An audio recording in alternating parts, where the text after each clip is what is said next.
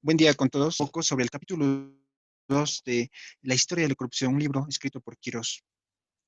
La corrupción es uno de los grandes males del Perú.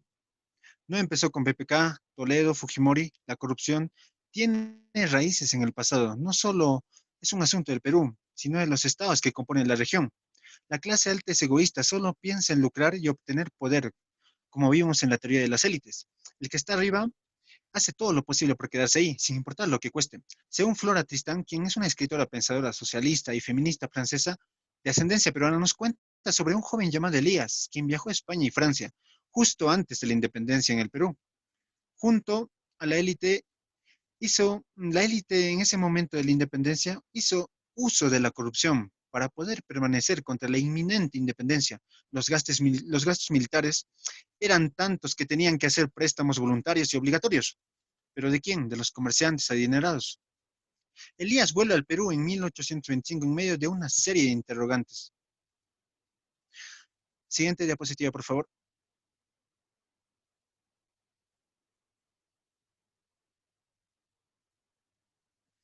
Siguiente diapositiva, por favor. El saqueo patriota. El papel que tomaron los caudillos después de la guerra de independencia fue ejercer un control casi absoluto sobre la administración local y una influencia decisiva en el gobierno central de la República. San Martín y Bernardo Monteagudo, 1821 a 1822, que lo pueden ver en las dos imágenes. Monteagudo se preocupaba más por Chile, aún así si esto costaba la ruina económica del Perú. Monteagudo confiscó caudales, tesoros de la iglesia para poder pagar a espías y obras públicas inútiles, por lo que fue obligado a salir del país. Este señor debilitó el derecho a la propiedad debido a que el Estado podía expropiarse de cualquier terreno privado. Estas propiedades, las cuales en su venta tuvo una serie de irregularidades. La mayoría se daba a los militares como recompensa. Algunos de estos militares son Antonio José Sucre, Bernardo Higgins, Juan Francisco, en fin, entre otros. En octubre de 1821, el capitán Juan Delgado fue acusado de opresión y enriquecimiento a costa de la población en la provincia de Chancay, distrito Sayán. Siguiente diapositiva, por favor. Thomas Cochrane. Thomas Cochrane, para poner más leña al fuego, Thomas Cochrane, al que no se le había pagado aún, se llevó barras de plata que había acumulado San Martín. Thomas fue conocido como Lord Cochrane, fue capitán audaz británico. Los franceses lo llamaban el lobo de los mares, en español, obvio. Después de ser dado de baja en su país, se vuelve comandante en jefe de la Armada de Chile. Participó en las guerras de independencia de Hispanoamérica. Fue un personaje muy importante. Siguiente diapositiva, por favor. Simón Bolívar, quien participó en la derrota final del ejército realista, también cometió expropiación y abusos de autoridad en 1824 a 1825. Junto a José Faustino Sánchez Carrión, en el saqueo de Real Felipe, que era la única fortaleza que quedaba de los españoles en el Callao, donde Bolívar y Carrión reciben su parte del botín. Funcionarios mal pagados que se cobraron su dinero mediante rentas y expropiación de la propiedad privada. Bolívar saquea iglesias para pagar el ejército, diciendo que esto sería permanente. Para su ministro de Hacienda, que en ese momento era Hipólito Unanue y José de Larrea, estaban preocupados por la economía del Perú. En 1826, Bolívar deja el poder debido a que Colombia, Bolivia y Perú no estaban de acuerdo con su plan de confederación. William Todur, que es un cónsul, quien escribe duras críticas sobre el saqueo y el despilfarro en el Perú. Además menciona que el pueblo peruano es ignorante y suave debido a estar bajo el dominio hispano, lo cual retrasó su economía, según él. Siguiente diapositiva, por favor. Turbios préstamos externos. Debido a la deuda interna, llevó al Perú a tener que obtener un préstamo del exterior para poder financiar los gastos públicos. Ya no podíamos pagar a nuestros funcionarios o nuestras obras. Las primeras deudas del mercado londinense que fueron declarados impagos fueron en 1822 a 1825. Pero Perú no fue el único. También siguieron otros países como son Bolivia, Chile y México. No pudieron pagar la amortización e interés sin antes de gastos militares y gastos en recompensas improductivos. Las deudas de Latinoamérica llevó a la caída de la bolsa londinense en 1825, por lo que los mercados internacionales ya no estaban cerrados para el Perú. El primer préstamo fue de 1.2 millones, que lo trató James Parosien y Thomas Kinder, que era un banquero en Londres. Este Este trato se firmó en octubre de 1822 y fue aprobado por el Congreso en 1823, en el gobierno de José Larriba Agüero, que fue el primer presidente del Perú, un aristócrata criollo con fama de actividades espías a favor de la independencia. Él obtuvo el mayor cargo militar a pesar de no estar en ninguna batalla. Él fue acusado de querer sacar una ley que le recompensa una gran cantidad de dinero presionando al Congreso. En el segundo préstamo, Bolívar controlaba el Perú y esperaba con ansias las 40.000 libras esterlinas. Pero ¿para qué iba a invertir este dinero? Para rifles. Y llegamos al punto de que las dos deudas se juntan y solo el 50% entró al gobierno peruano. ¿Pero qué pasó el otro 50%? Fue repartido entre los diferentes personajes que mencioné anteriormente. Juan Manuel Iturregui, quien asumió la legación peruana en Londres de 1827, hizo algo muy interesante, que fue pagar con bonos los intereses vencidos y después comprar nuestra deuda en secreto, todo lo que se pudiera, o sea, comprar nuestras propias obligaciones de nuestro país. El contrabando aumentó después de la independencia. Siguiente diapositiva, por favor. El contrabando ya existía antes, pero después de la independencia se aumenta y se intensifica. Francisco Javier de Luna Pizarro, que es un congresista, propuso aumentar la recaudación de aduanas para que los funcionarios de aduanas sean más estrictos. El hecho de que haya barreras, prohibiciones al comercio libre, provocó una corrupción. Los fraudes y sobornos seguían después de la época colonial hasta el día de hoy. Funcionarios culpables salen libres. Hoy en día siguen sucediendo actos de corrupción y la única manera de cambiarlo es cambiando primero nosotros. Le paso la voz a mi compañero Franklin.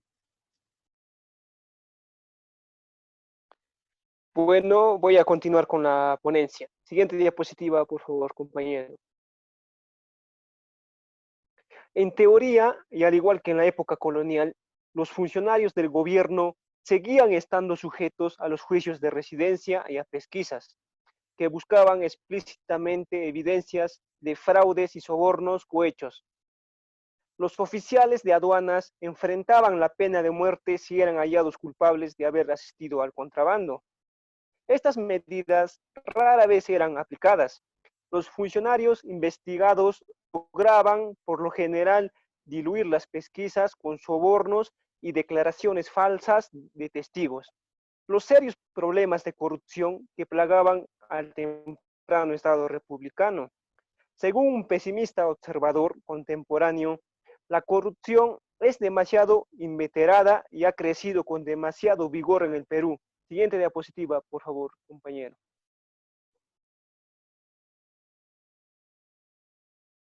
Círculos de patronazgo caudillesco. La generación de caudillos militares republicanos como los ápices de redes de patronazgo, surgidas a medida que las viejas instituciones colapsaban y las nuevas se atrofiaban o debilitaban al nacer. Siguiente diapositiva, por favor.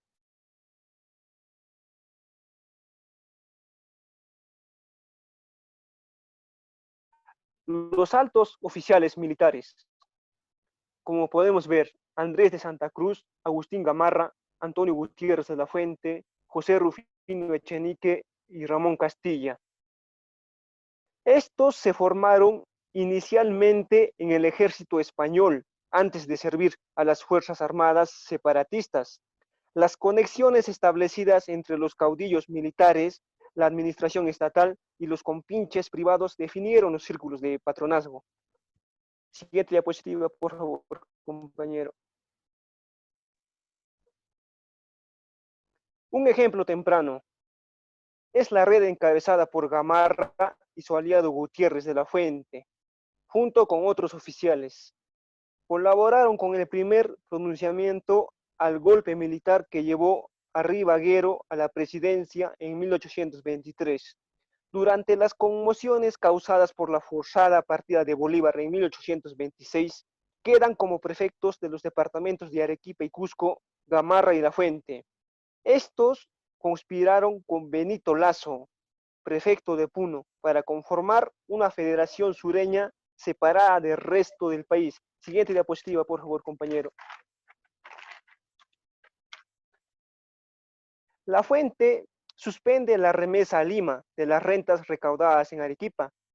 La maniobra no avanzó debido a las decisivas medidas tomadas desde Lima por el general Santa Cruz, enemigo de Gamarra.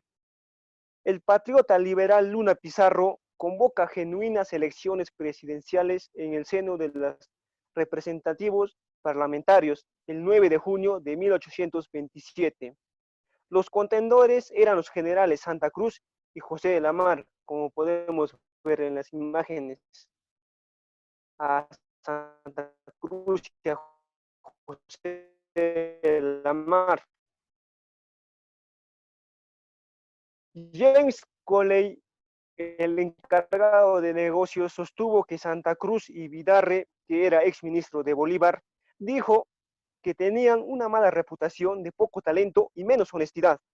Lamar gana las elecciones y Santa Cruz se marcha con un cargo diplomático a Chile y que posteriormente se convierte en el presidente de Bolivia. Siguiente diapositiva, por favor, compañero.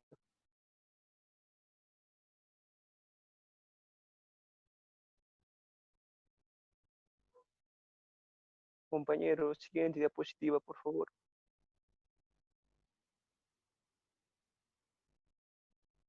Lamar, uno de los pocos oficiales de alto rango honestos, era admirador de Estados Unidos y sus instituciones. Contó con el respaldo de Luna Pizarro, que era el jefe del Partido Liberal. La guerra liberada en Ecuador, que terminó con la retirada del ejército invasor peruano dirigido por Lamar. ¿Qué pasaba en ese entonces en Lima?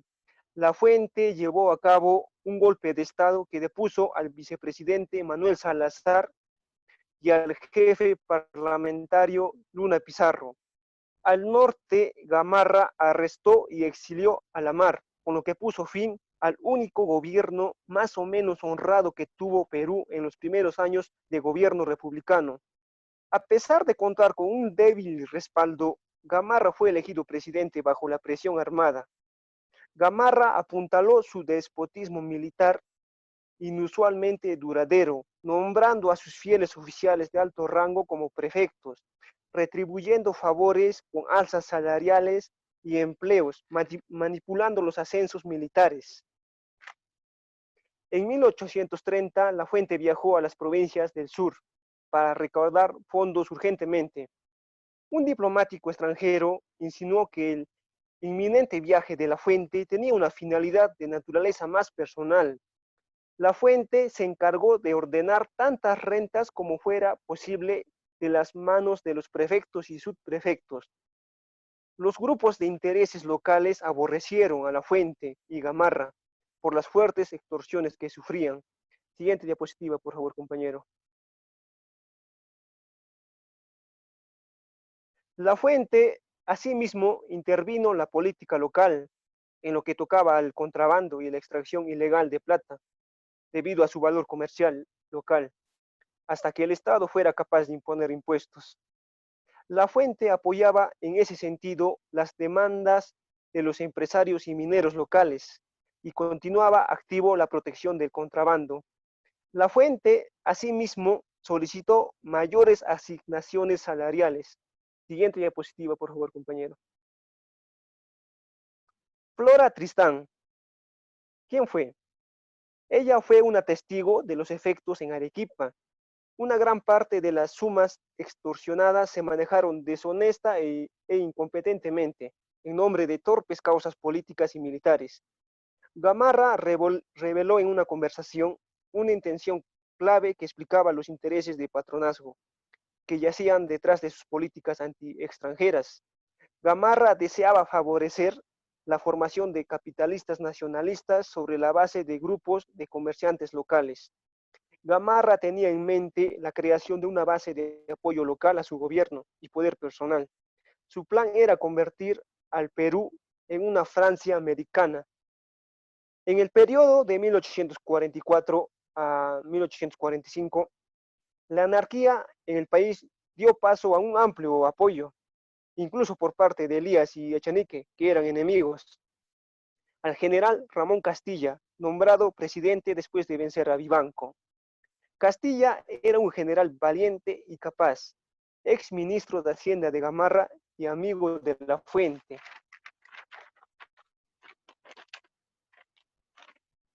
Castilla dio inicio a reformas administrativas y arreglos políticos fundamentales que generaron cierta estabilidad durante varios años.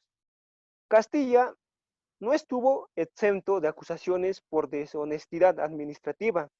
Durante su mandato como subprefecto de Tarapacá en 1829, se le acusó de complicidad en el contrabando de licor a través del puerto de Arica.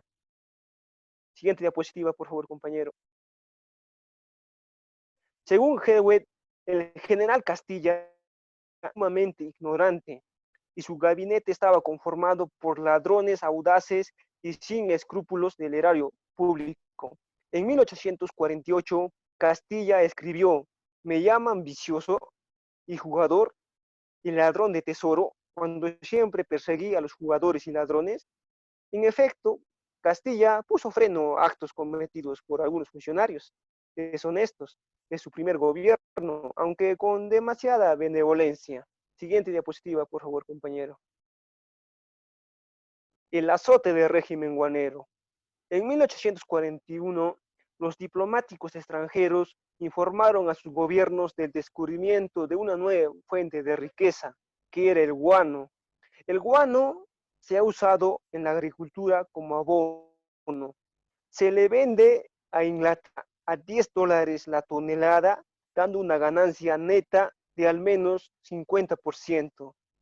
Las islas guaneras pronto se convirtieron en objeto de la ambición de funcionarios. Más aún, las islas fueron materia de continuas amenazas e intentos de ocupación por parte de aquellas potencias extranjeras que buscaban obligar a Perú a pagar sus obligaciones financieras. El consorcio Quirós pagó 90,000 pesos y 18,000 libras en cuotas en efectivos y billetes para la extracción y venta ilimitadas del guano en Europa por 9 años.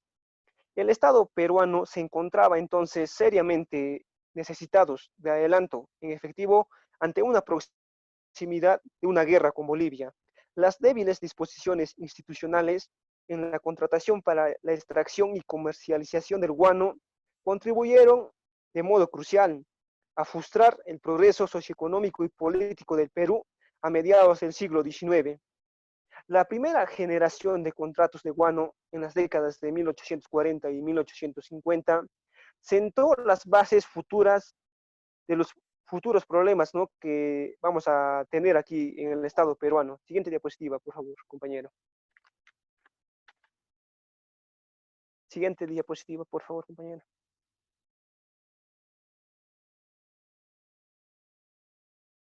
Siguiente diapositiva. Exacto, compañero. Ahí nomás.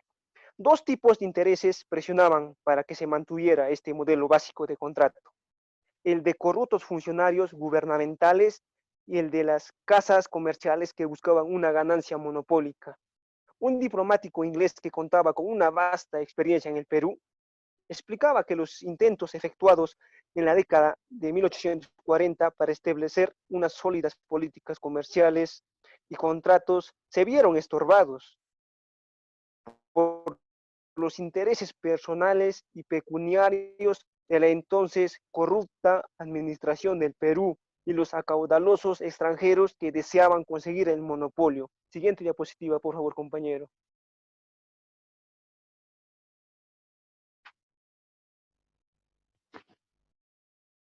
Siguiente diapositiva, por favor, compañero.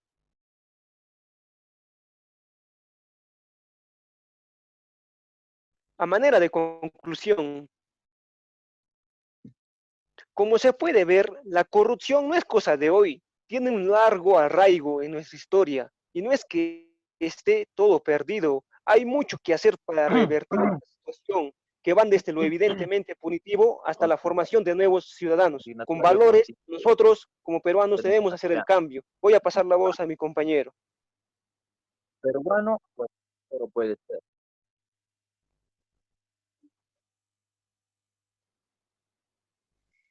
Voy a pasarle la voz a mi compañero Eliseo. Siguiente diapositiva, compañero.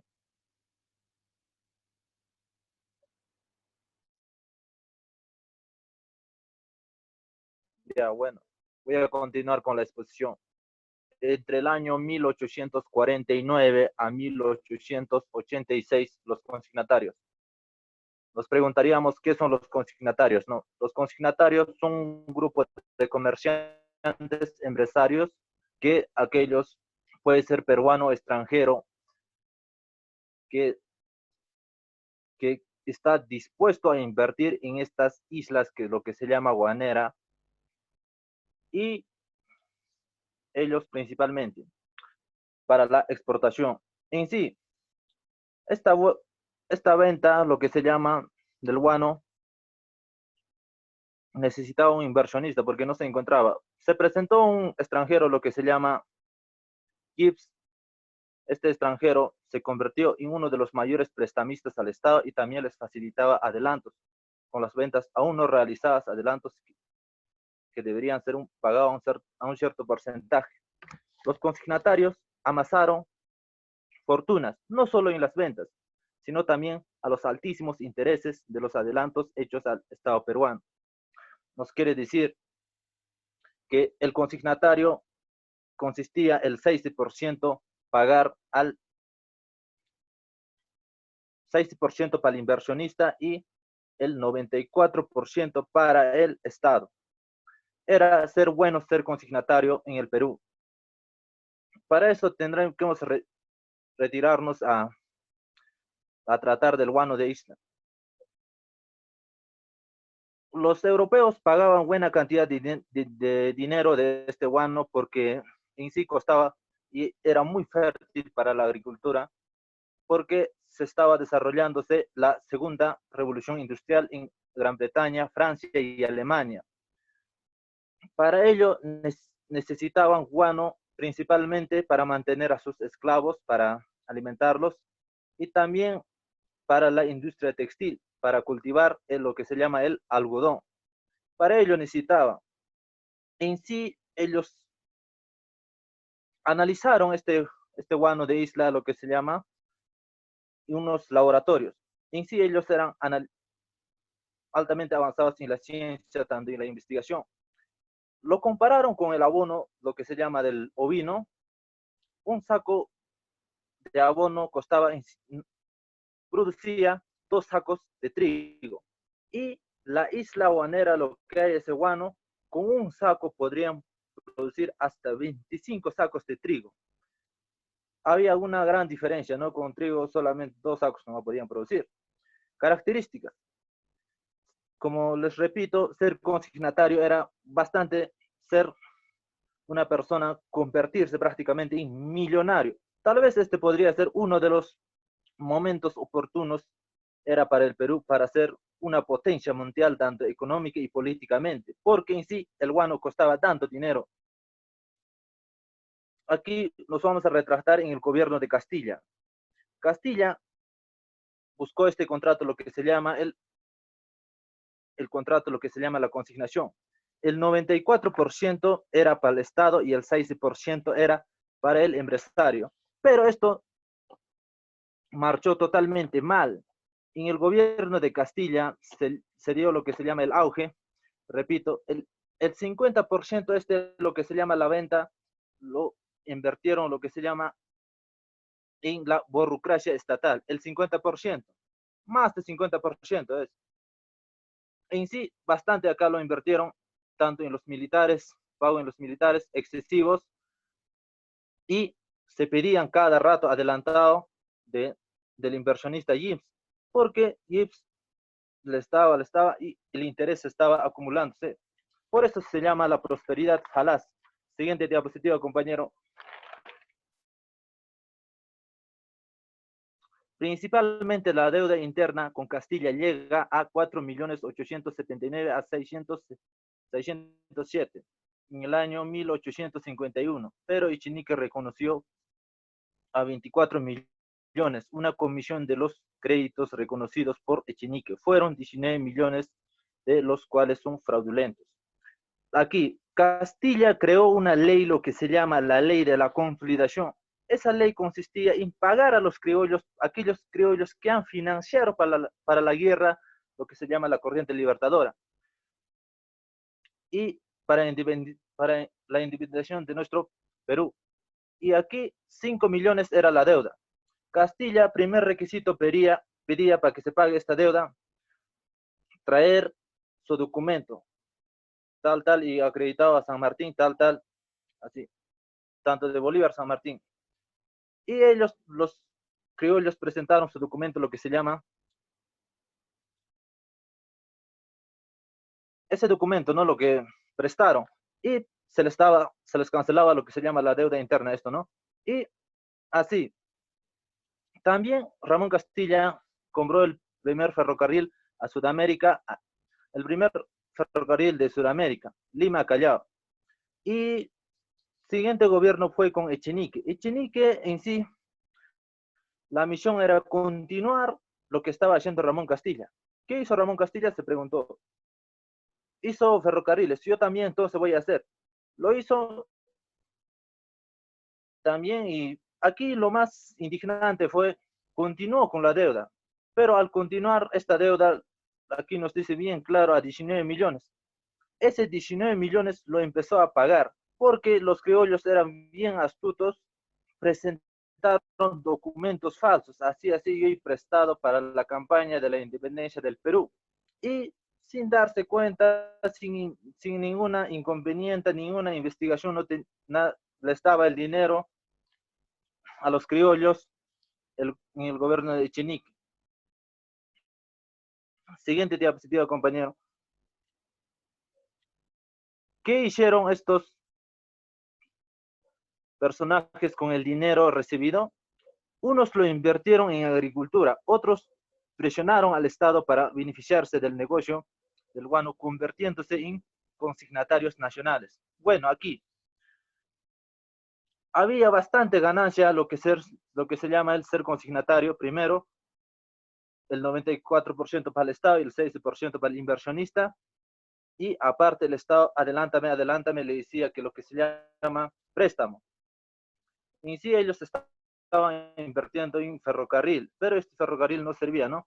Y aquí nos dice, ¿en qué invirtieron prácticamente estos personajes? Los criollos en sí invirtieron en la compra hacienda en la parte costa del Perú. Compraron unas haciendas para cultivar azúcar, algodón, y así se convirtieron en futuros azucareros. Muchas gracias, eso sería mi exposición. Muchas gracias.